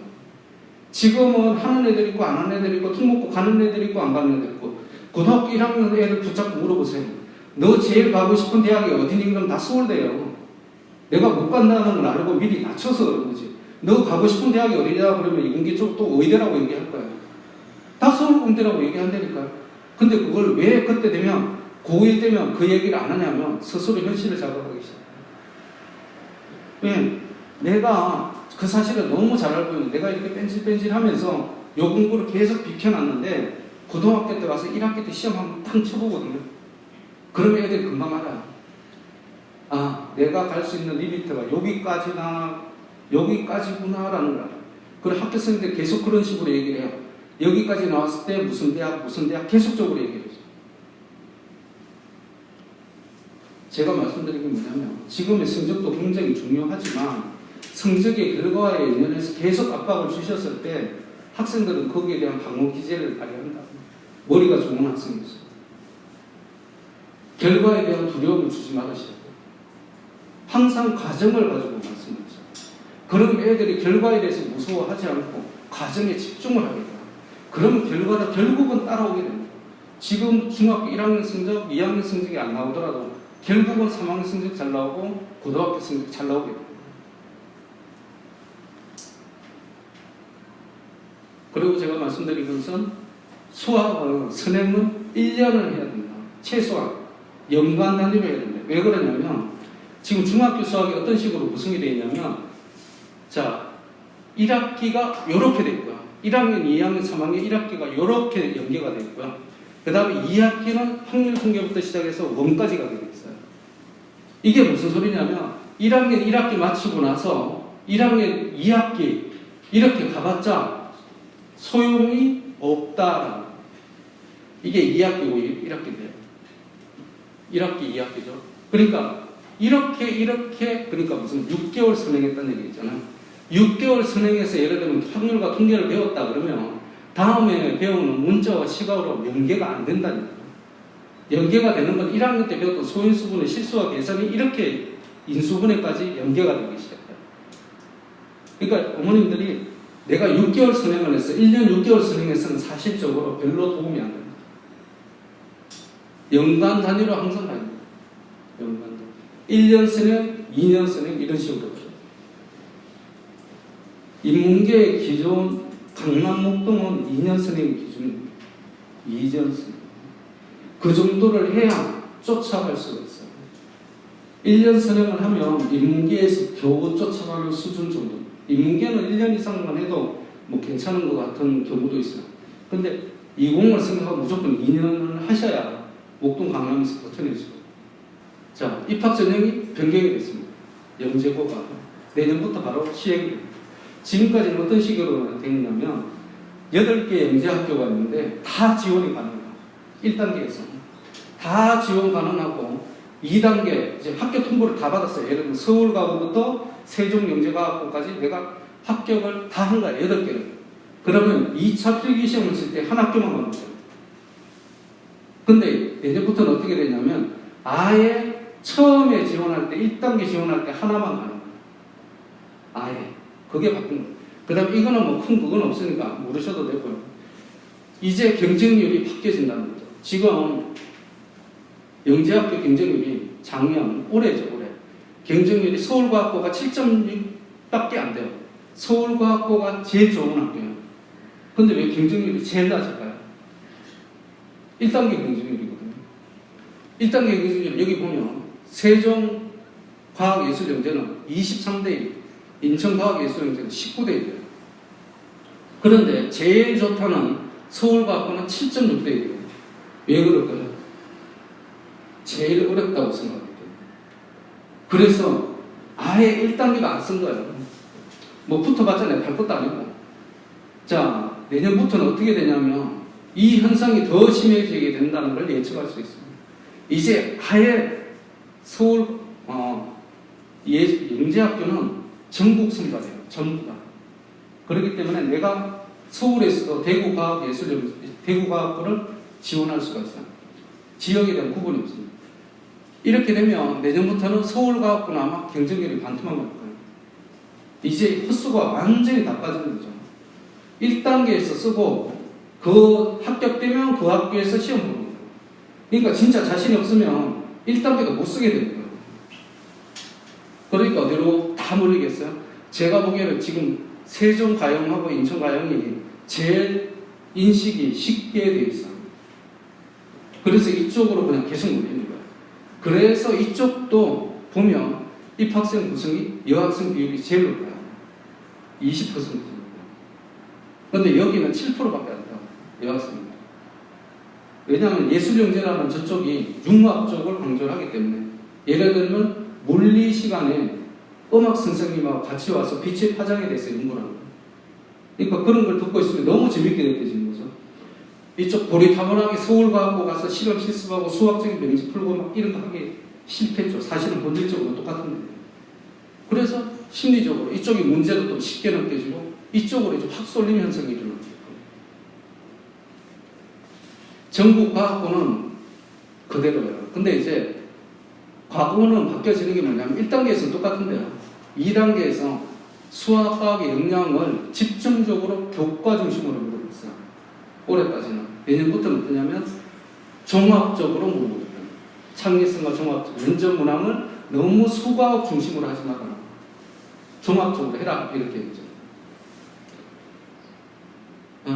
아무튼 지금 이제 영재과학고가 내년에 이제 지원형이 바뀌는 것이 많이 이제 더더욱 세종 한성가고는 내신을 보게 됩니다.